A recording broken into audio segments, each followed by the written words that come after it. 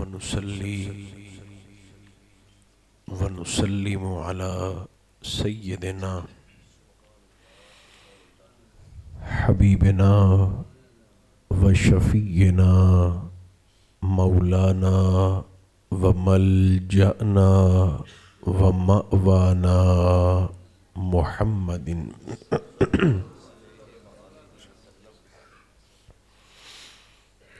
رسوله النبي الكريم الأمين المكين الحنين الرؤوف الرحيم وعلى آله الطيبين الطاهرين وعلى صحبه أجمعين أما بعد فأعوذ بالله من الشيطان الرجيم بسم الله الرحمن الرحيم لقد خلقنا الإنسان في أحسن تقويم صدق الله مولانا العظیم۔ جتنے دوست موجود ہیں کم از کم ایک بار درود و سلام ضرور پڑھیے۔ الصلاۃ والسلام علیک یا رسول اللہ، الصلاۃ والسلام علیک یا حبیب اللہ، الصلاۃ والسلام علیک یا رحمۃ للعالمین وعلی آلک واصحابک سیدی یا شفیع المذنبین۔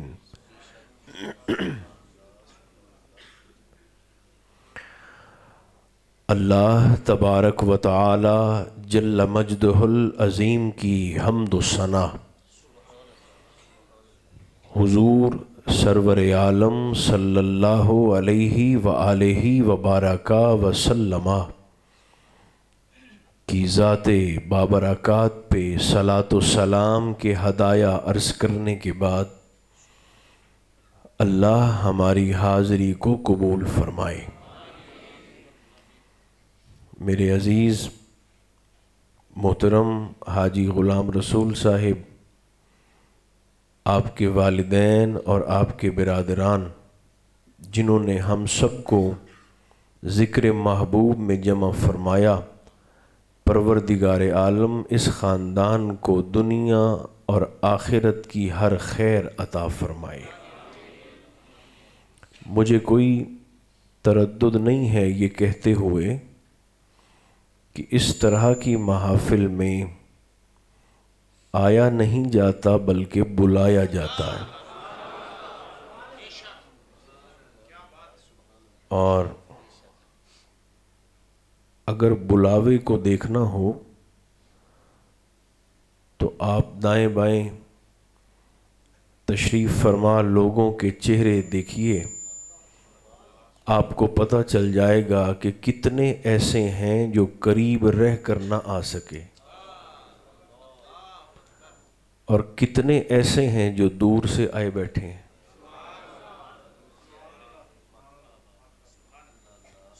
کتنے بڑے نہ آ سکے اور کتنے چھوٹے آئے بیٹھے ہیں۔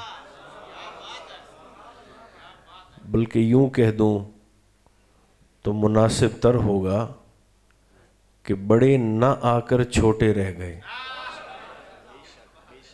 اور چھوٹے حضور کے ذکر کی برکت سے بڑے ہو گئے، چونکہ بڑائی تو حضور کے قدموں میں ہے۔ صوفیاء فرماتے ہیں کہ جو بندہ نیت کے خلوص کے ساتھ حضور کے ذکر میں آ جائے اور پھر اس کی بخشش نہ ہو تو یہ بات اللہ کی غیرت کے خلاف ہے، یہ رب کا طریقہ ہی نہیں ہے،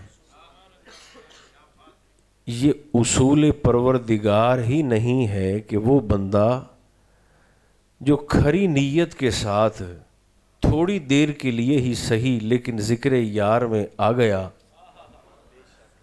یہ کیسے ہو سکتا ہے کہ وہ بخشا نہ جائے؟ بخشش تو ہو گئی۔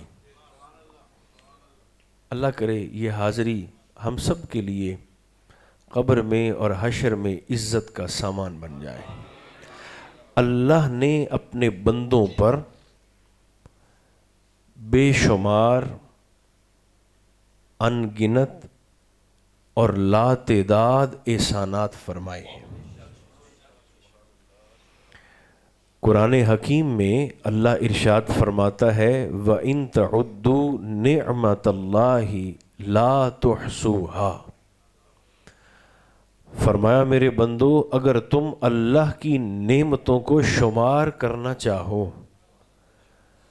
اللہ کے احسانات کو گننا چاہو، تو رب کا چیلنج ہے تمہاری گنتی ختم ہو سکتی ہے، اللہ کی کرم نوازیاں شمار میں نہیں آ سکتی۔ تم اللہ کی نعمتوں کو گن نہیں پاؤ گے۔ بے شمار احسانات ہیں جو اللہ نے بندوں پر فرمائے، مگر میرے دوستو 4 بڑے احسان ہیں جو اللہ نے ہم پر اور ہم جیسوں پر کیے۔ کتنے؟ زور سے بولیے گا۔ 4۔ ان 4 کا میں تھوڑا تھوڑا تذکرہ آپ کی خدمت میں کر دیتا ہوں۔ 4 بڑے احسان ہیں جو اللہ رب العزت نے اپنے بندوں پر فرمائے۔ پہلا احسان اس کا یہ ہے، بڑے سکون سے سنیے گا 10 منٹ۔ رب کا پہلا احسان بندوں پر یہ ہے، ہم پر، کہ اس نے ہمیں انسان بنایا ہے۔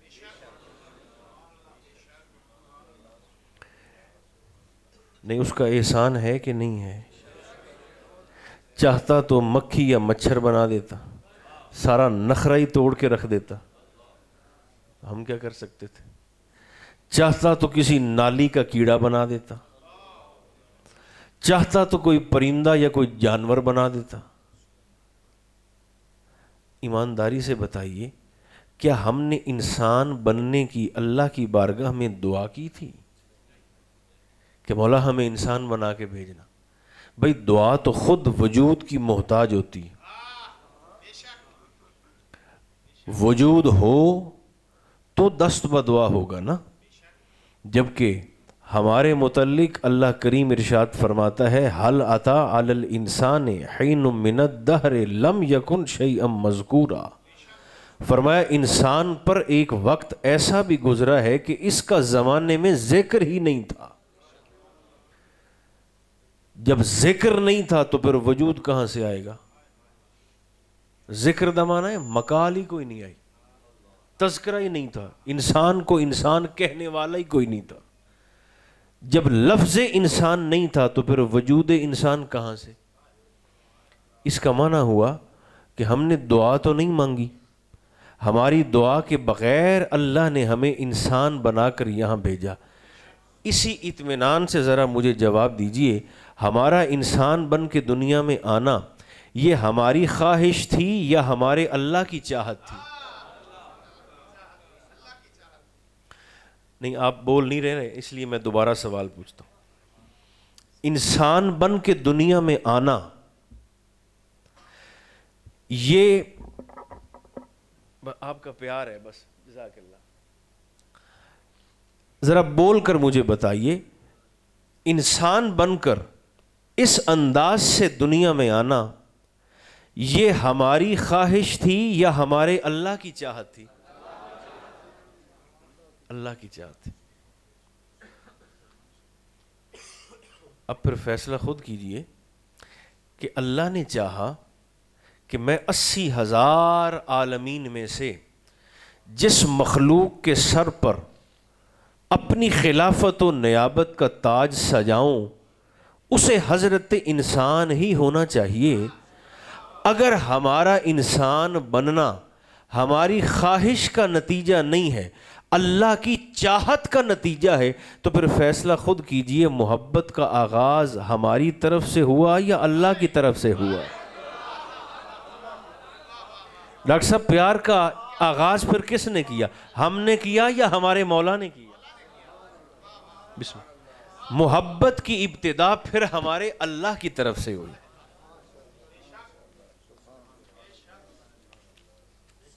ہمارا کوئی کمال نہیں. حضرت بایزید بسطامی رحمۃ اللہ تعالی علیہ ایک دن بسطام کی گلی میں جا رہے ہیں اور سامنے سے ایک کتا آ رہا ہے. اس کتے نے اپنی زبان میں اپنی بولی میں کوئی بات کی. سرکار بایزید سر پکڑ کے بیٹھ کے رونے لگ گئے. وہ جو مرید ساتھ تھے, وہ جو شاگرد ساتھ تھے, وہ جو پیار کرنے والے عقیدت مند ساتھ تھے, انہوں نے کہا حضور کتا تھا, اپنے رستے جا رہا تھا. بیٹے رکھ دیں, شاباش. اپنے رستے جا رہا تھا حضور, اس نے کوئی بات کی, آپ رونے لگے. آپ فرماتے ہیں یہ کتا مجھے مخاطب ہو کر سوال پوچھ رہا تھا کہ بایزید تیری کون سی ایسی نیکی تھی جس کی وجہ سے اللہ نے تجھے انسان بنا دیا, اور میرا کون سا جرم ایسا تھا کہ اللہ نے مجھے اس کی پاداش میں کتا کر دیا. انسان بننے میں آپ کا کون سا کمال تھا, اور کتا ہونے میں میرا کون سا قصور تھا. فرماتے میرے پاس تو اس کے سوال کا جواب نہیں تھا, میں رونے لگا.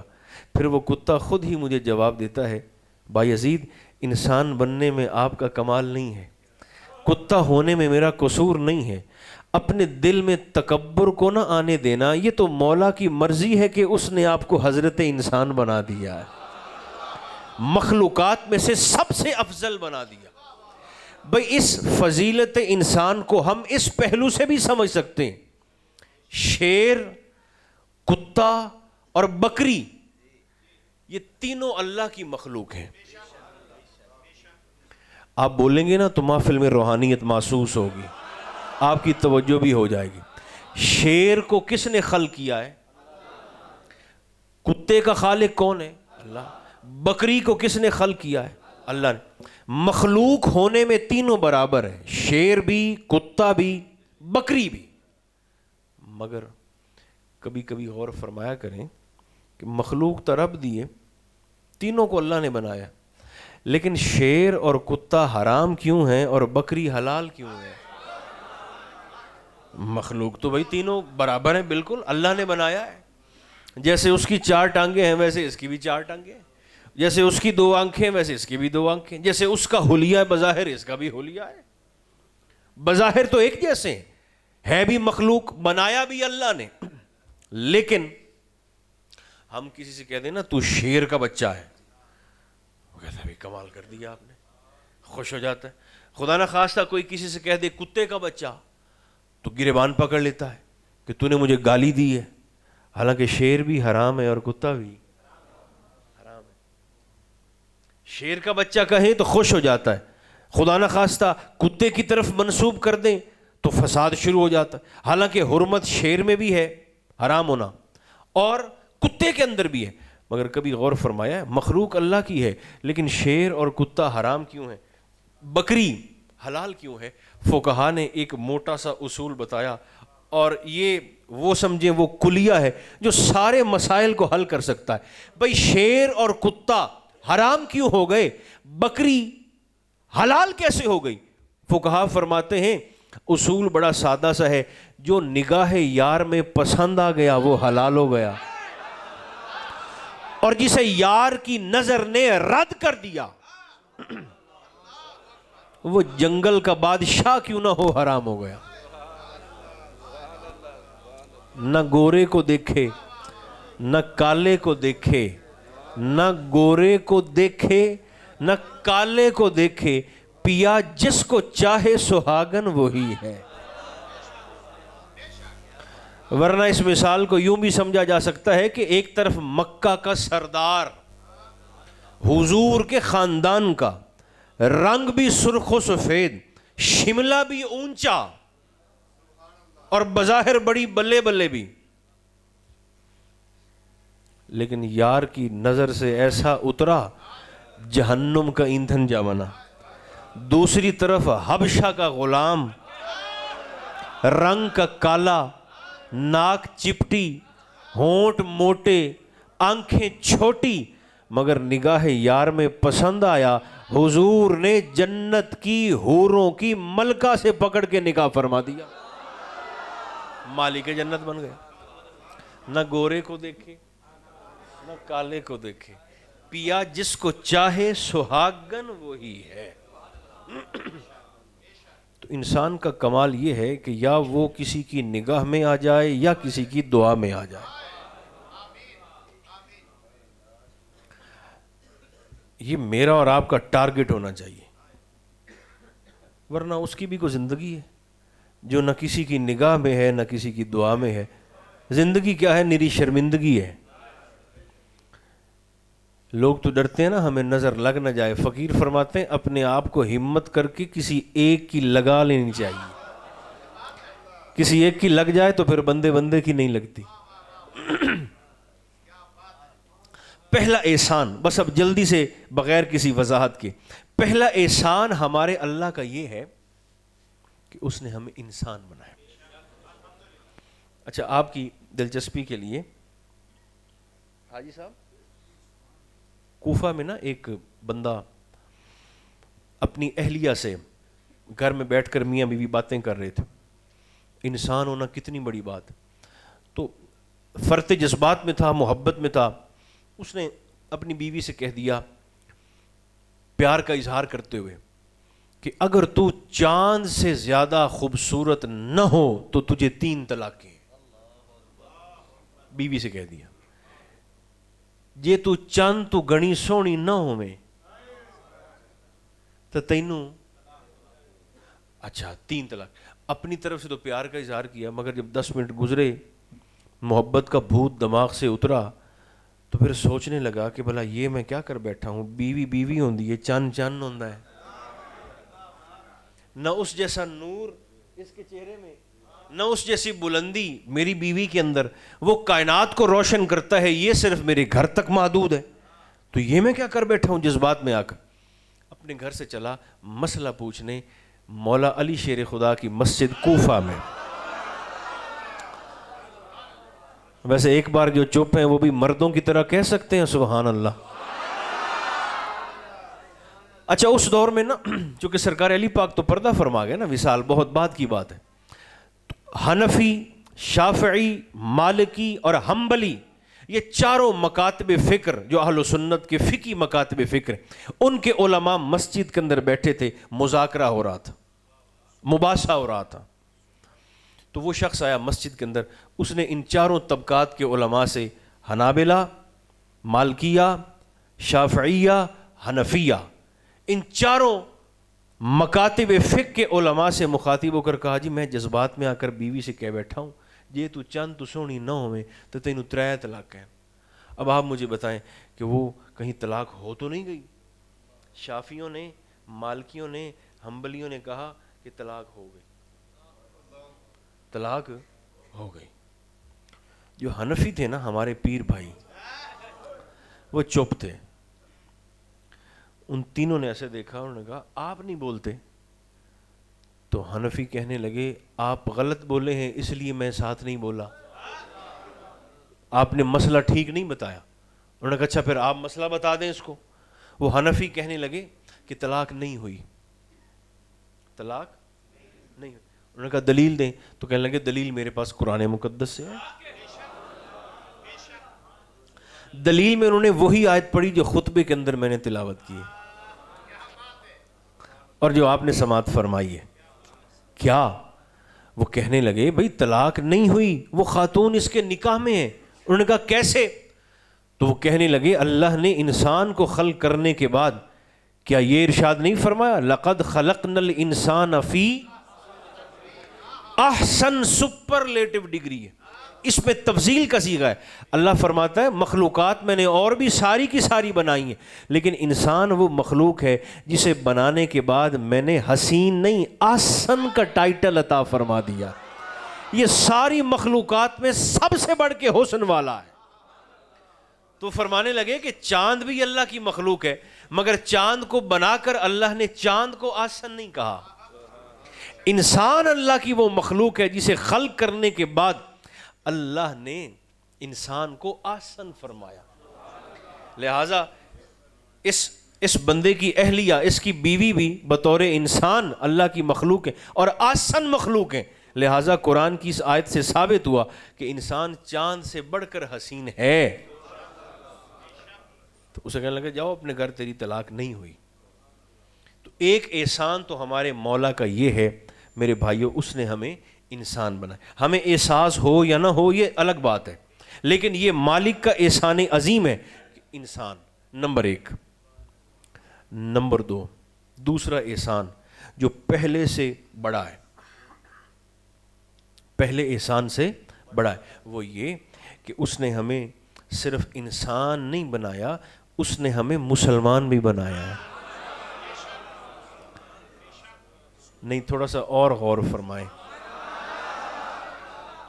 دیکھیں، انسان رہن دے ویا، انسان رہنے دیتا، پیدا کر دیتا سکھوں کے گھر میں۔ سکھ بھی انسان ہوتے ہیں کہ نہیں ہوتے؟ ہندو بھی، یہودی بھی، عیسائی بھی، بدھ بھی، جین بھی، غیر مسلم بھی، مشرک بھی، ہوتے تو سارے انسان ہیں۔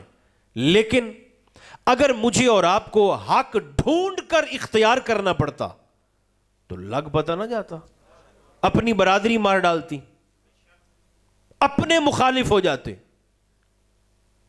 کہ باپ دادا کے دین سے روح گردانی کی ہے۔ یہ اس کی مہربانی ہے، اس نے ہمیں انسان بھی بنایا ہے اور پھر بے ایمان نہیں بنایا، صاحب ایمان بنایا ہے، مسلمان بنایا ہے، سوچنے والا نہیں بنایا، ماننے والا بنایا ہے۔ دو، بس وضاحت نہیں۔ تیسرا احسان جو پہلے دونوں سے بڑا ہے وہ کیا؟ اس نے ہمیں جناب موسیٰ کی امت کا مسلمان نہیں بنایا۔ مسلمان تو اس دور میں بھی تھے، جناب عیسیٰ کا مسلمان نہیں بنایا، جناب نوح کے دور کا مسلمان نہیں بنایا۔ اگر اس دور کا مسلمان بنایا ہوتا تو جو ہمارے کرتوت ہیں یا بندر ہوتے یا خنزیر ہوتے، چہرے بگڑ جاتے، حلیے بگڑ جاتے، پتھروں کا عذاب آ جاتا۔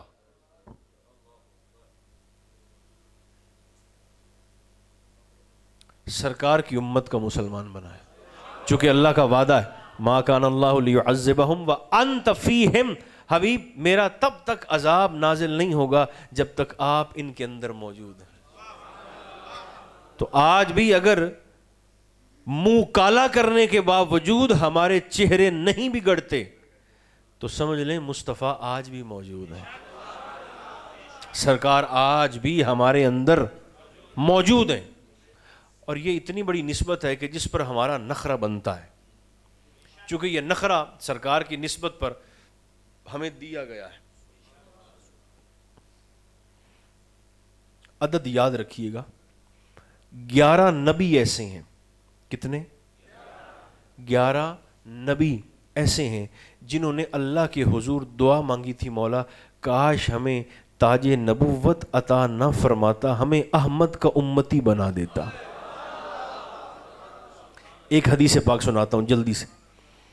سرکار فرماتے ہیں قیامت کے دن اللہ کے عرش کے دائیں اور بائیں 1.25 لاکھ نور کے ممبر بچھے ہوں گے، ہر ممبر پر ایک نبی تشریف فرما ہوگا۔ اچانک 4000 نبیوں کے والد، جد الانبیاء، شجرت الانبیاء، حضرت ابراہیم علیہ السلام اپنی کرسی سے نا حکیم صاحب اٹھ کے کھڑے ہو جائیں گے، سرکار ابراہیم، اور اللہ کے حضور عرض کریں کہ مولا آج مجھے اجازت دے میں نبیوں کی صف سے نکل کر تیرے حبیب کی امت کی صف میں جا کر کھڑا ہو جاؤں۔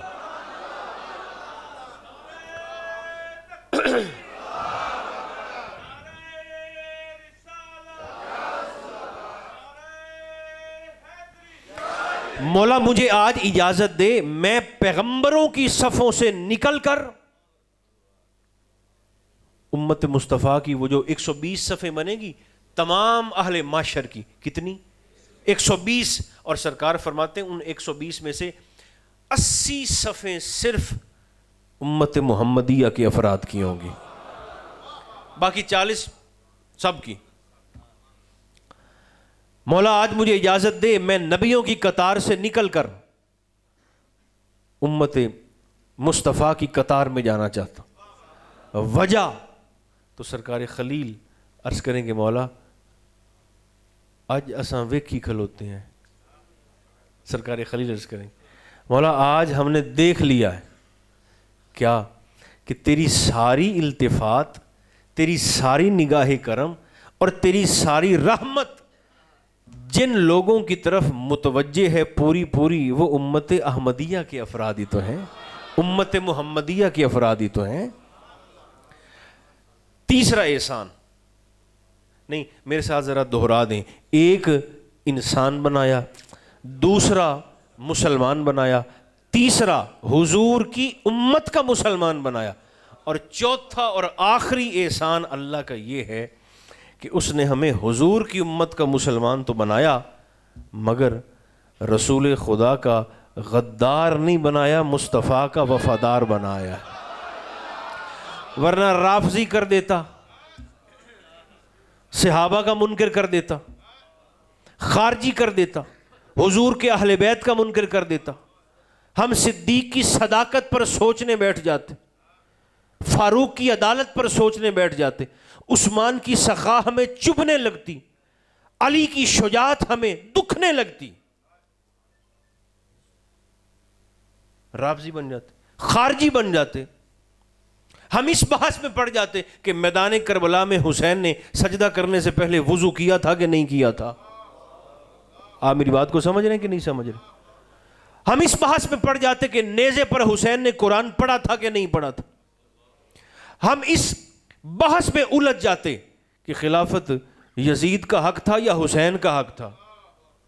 یہ اس کی مہربانی ہے کہ اس نے ہمیں امت مصطفیٰ کا مسلمان بھی بنایا، اور رافضی یا خارجی غدار نہیں بنایا، اس نے ہمیں حضور کا، سرکار کے اہل بیت کا اور مصطفیٰ کے صحابہ کا وفادار بنایا ہے۔ جماعت اہل سنت کے ساتھ ہمیں نسبت عطا فرمائی۔ یہ اس اللہ کے احسانات ہیں ہم بندوں پر۔ آخری جملہ جو میں نے آپ کی خدمت میں عرض کرنا ہے وہ یہ،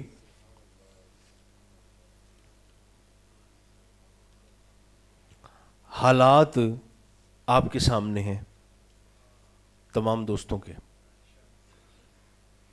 لوگ اظہار کرتے ہیں جی آپ فلسطین کے لیے دعا کر دیں، تو بھئی میں تو کہا کرتا ہوں کہ اللہ فلسطین پر رحم فرمائے، امت مصطفیٰ پر بھی رحم فرمائے، مگر ہمارے پاکستان کے حالات بھی فلسطین سے کم تو نہیں ہیں۔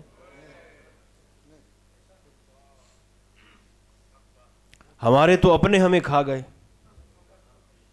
ہمارے اپنوں نے ہمیں بے عزت کر دیا، جو ہماری عزتوں کے محافظ تھے وہ ہماری عزتوں کے لٹیرے بن گئے۔ درخواست آپ کی خدمت میں یہ ہے کہ جہاں آپ اپنے لیے دعا کرتے ہیں، اپنے گھر والوں کے لیے دعا کرتے ہیں، وہاں پاکستان کو بھی اپنی دعاؤں میں یاد رکھیں۔ یہ ہے تو پھر سب کچھ ہے۔ وطن سے محبت بھی ایمان کا حصہ ہے، اس محبت کو محسوس فرمائیے۔ نبی کریم علیہ السلام جب باہر سے مدینہ منورہ میں تشریف لاتے، باہر سے اپنے شہر میں، وطن میں واپس آتے، تو دور سے سرکار کو جب مدینہ کے باغات، عمارتیں، مدینہ کے ماحول اور کیفیات نظر آتی تو سرکار اپنی سواری کو ایڑ لگا کر رفتار کو تیز کر دیا کرتے تھے، میں جلدی جلدی اپنے وطن میں پہنچ جاؤں، میں جلدی جلدی اپنے دیس میں پہنچ جاؤں۔ تو وطن سے محبت بھی ایمان کا حصہ ہے۔ اللہ کرے کہ جو پاکستان کے ذمہ داران ہیں، اللہ سب سے پہلے تو انہیں غیرت دے دے، پھر انہیں حیا دے دے، اور پھر شرم دے دے، اور پھر 22 کروڑ 23 کروڑ لوگوں کے لیے کچھ کرنے کا احساس اور توفیق بھی عطا فرما دے۔ اللہ میرا اور آپ کا یہاں آنا، سفر کرنا اور بیٹھنا اور غلام رسول کا پیار اللہ اپنی بارگاہ میں قبول فرما کر اپنے فضل کی وسعت کے مطابق سب کو اجر عطا فرمائے۔ ہم سب کا خاتمہ بھی ایمان پر فرمائے، بلکہ اس ساری محفل شریف کا ثواب اس خاندان کے جملہ مرحومین کے حق میں بوسیلہ سرکار قبول فرمائے۔ صلی اللہ تعالی علی خیر خلقہ محمد و آلہ و اصحابہ اجمعین برحمتک یا ارحم۔ رب ذوالجلال حاضری قبول فرما، تہی دامنوں کو رحمت و برکات کے خزینے عطا فرما۔ اے پیارے اللہ، نعت خوانی کا وسیلہ، ذکر خیر کا وسیلہ، محفل پاک کا وسیلہ، جو بیمار ہیں شفا عطا فرما۔ جو بے اولاد ہیں صاحب اولاد بنا، جو پریشان حال ہیں مشکلات آسان فرما، جو تنگ دست ہیں خزانہ غیب سے مدد فرما، رب ذوالجلال مدینہ منورہ نصیب فرما، بیت اللہ شریف کی حاضری نصیب فرما، ہمارے گھروں میں رزق حلال میں عزت اولاد جان ایمان میں برکتیں عطا فرما۔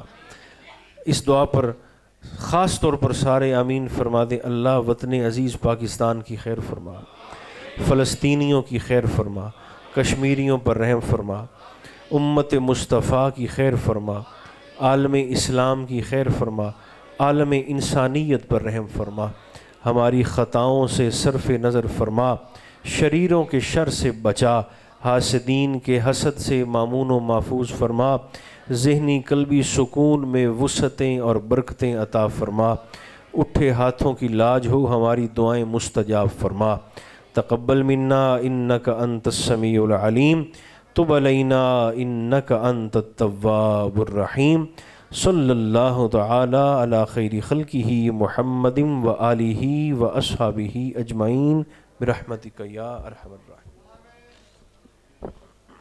عطا نہ فرماتا ہمیں احمد کا امتی بنا دیتا۔ ایک حدیث پاک سناتا ہوں جلدی سے۔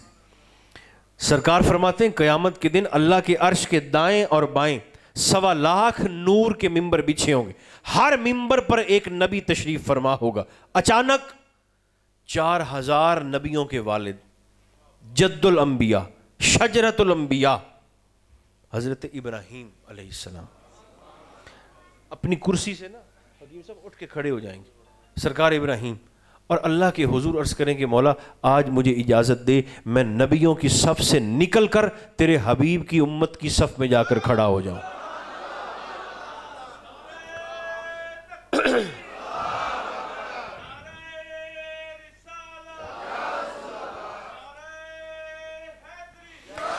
مولا مجھے آج اجازت دے میں پیغمبروں کی صفوں سے نکل کر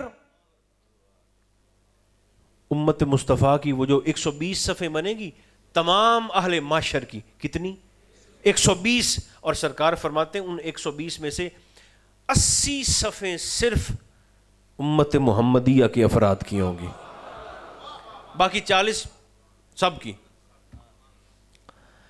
مولا آج مجھے اجازت دے میں نبیوں کی قطار سے نکل کر امت مصطفیٰ کی قطار میں جانا چاہتا ہوں۔ وجہ تو سرکار خلیل عرض کریں گے مولا آج اساں ویکھی کھلوتے ہیں، سرکار خلیل عرض کریں گے مولا آج ہم نے دیکھ لیا ہے کیا کہ تیری ساری التفات، تیری ساری نگاہ کرم اور تیری ساری رحمت جن لوگوں کی طرف متوجہ ہے پوری پوری وہ امت احمدیہ کے افراد ہی تو ہیں، امت محمدیہ کے افراد ہی تو ہیں۔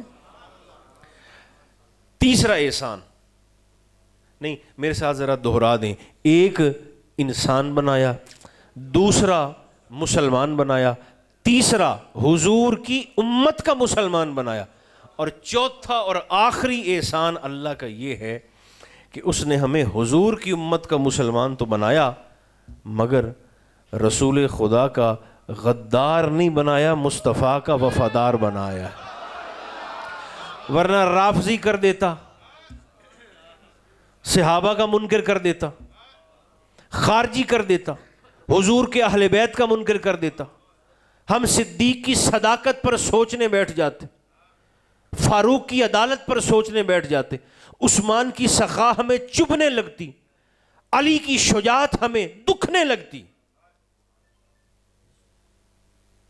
رافضی بن جاتے، خارجی بن جاتے۔ ہم اس بحث میں پڑ جاتے کہ میدان کربلا میں حسین نے سجدہ کرنے سے پہلے وضو کیا تھا کہ نہیں کیا تھا۔ آپ میری بات کو سمجھ رہے ہیں کہ نہیں سمجھ رہے؟ ہم اس بحث میں پڑ جاتے کہ نیزے پر حسین نے قرآن پڑھا تھا کہ نہیں پڑھا تھا۔ ہم اس بحث میں الجھ جاتے کہ خلافت یزید کا حق تھا یا حسین کا حق تھا۔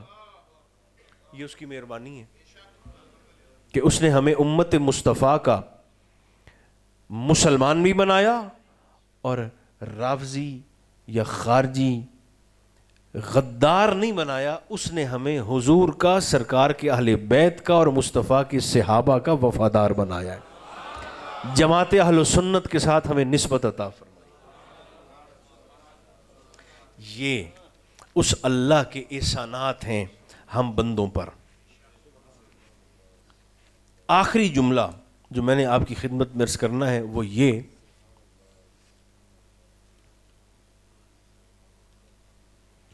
حالات آپ کے سامنے ہیں تمام دوستوں کے۔ لوگ اظہار کرتے ہیں جی آپ فلسطین کے لیے دعا کر دیں، تو بھئی میں تو کہا کرتا ہوں کہ اللہ فلسطین پر رحم فرمائے، امت مصطفیٰ پر بھی رحم فرمائے، مگر ہمارے پاکستان کے حالات بھی فلسطین سے کم تو نہیں ہیں۔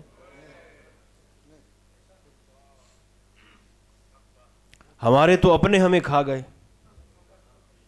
ہمارے اپنوں نے ہمیں بے عزت کر دیا، جو ہماری عزتوں کے محافظ تھے وہ ہماری عزتوں کے لٹیرے بن گئے۔ درخواست آپ کی خدمت میں یہ ہے کہ جہاں آپ اپنے لیے دعا کرتے ہیں، اپنے گھر والوں کے لیے دعا کرتے ہیں، وہاں پاکستان کو بھی اپنی دعاؤں میں یاد رکھیں۔ یہ ہے تو پھر سب کچھ ہے۔ وطن سے محبت بھی ایمان کا حصہ ہے، اس محبت کو محسوس فرمائیے۔ نبی کریم علیہ السلام جب باہر سے مدینہ منورہ میں تشریف لاتے، باہر سے اپنے شہر میں، وطن میں واپس آتے، تو دور سے سرکار کو جب مدینہ کے باغات، عمارتیں، مدینہ کے ماحول اور کیفیات نظر آتی تو سرکار اپنی سواری کو ایڑ لگا کر رفتار کو تیز کر دیا کرتے تھے، میں جلدی جلدی اپنے وطن میں پہنچ جاؤں، میں جلدی جلدی اپنے دیس میں پہنچ جاؤں۔ تو وطن سے محبت بھی ایمان کا حصہ ہے۔ اللہ کرے کہ جو پاکستان کے ذمہ داران ہیں، اللہ سب سے پہلے تو انہیں غیرت دے دے، پھر انہیں حیا دے دے، اور پھر شرم دے دے، اور پھر 22 کروڑ 23 کروڑ لوگوں کے لیے کچھ کرنے کا احساس اور توفیق بھی عطا فرما دے۔ اللہ میرا اور آپ کا یہاں آنا، سفر کرنا اور بیٹھنا اور غلام رسول کا پیار اللہ اپنی بارگاہ میں قبول فرما کر اپنے فضل کی وسعت کے مطابق سب کو اجر عطا فرمائے۔ ہم سب کا خاتمہ بھی ایمان پر فرمائے، بلکہ اس ساری محفل شریف کا ثواب اس خاندان کے جملہ مرحومین کے حق میں بوسیلہ سرکار قبول فرمائے۔ صلی اللہ تعالی علی خیر خلقہ محمد و آلہ و اصحابہ اجمعین برحمتک یا ارحم۔ رب ذوالجلال حاضری قبول فرما، تہی دامنوں کو رحمت و برکات کے خزینے عطا فرما۔ اے پیارے اللہ، نعت خوانی کا وسیلہ، ذکر خیر کا وسیلہ، محفل پاک کا وسیلہ، جو بیمار ہیں شفا عطا فرما، جو بے اولاد ہیں صاحب اولاد بنا، جو پریشان حال ہیں مشکلات آسان فرما، جو تنگ دست ہیں خزانہ غیب سے مدد فرما۔ رب ذوالجلال مدینہ منورہ نصیب فرما، بیت اللہ شریف کی حاضری نصیب فرما، ہمارے گھروں میں رزق حلال میں عزت، اولاد، جان، ایمان میں برکتیں عطا فرما۔ اس دعا پر خاص طور پر سارے آمین فرما دیں۔ اللہ وطن عزیز پاکستان کی خیر فرما، فلسطینیوں کی خیر فرما، کشمیریوں پر رحم فرما، امت مصطفیٰ کی خیر فرما، عالم اسلام کی خیر فرما، عالم انسانیت پر رحم فرما، ہماری خطاؤں سے صرف نظر فرما، شریروں کے شر سے بچا، حاسدین کے حسد سے مامون و محفوظ فرما، ذہنی قلبی سکون میں وسعتیں اور برکتیں عطا فرما، اٹھے ہاتھوں کی لاج ہو، ہماری دعائیں مستجاب فرما۔ تقبل منا انک انت السمیع العلیم، تب علینا انک انت التواب الرحیم۔ صلی اللہ تعالی علی خیر خلقہ محمد و آلہ و اصحابہ اجمعین برحمتک یا ارحم الراحمین۔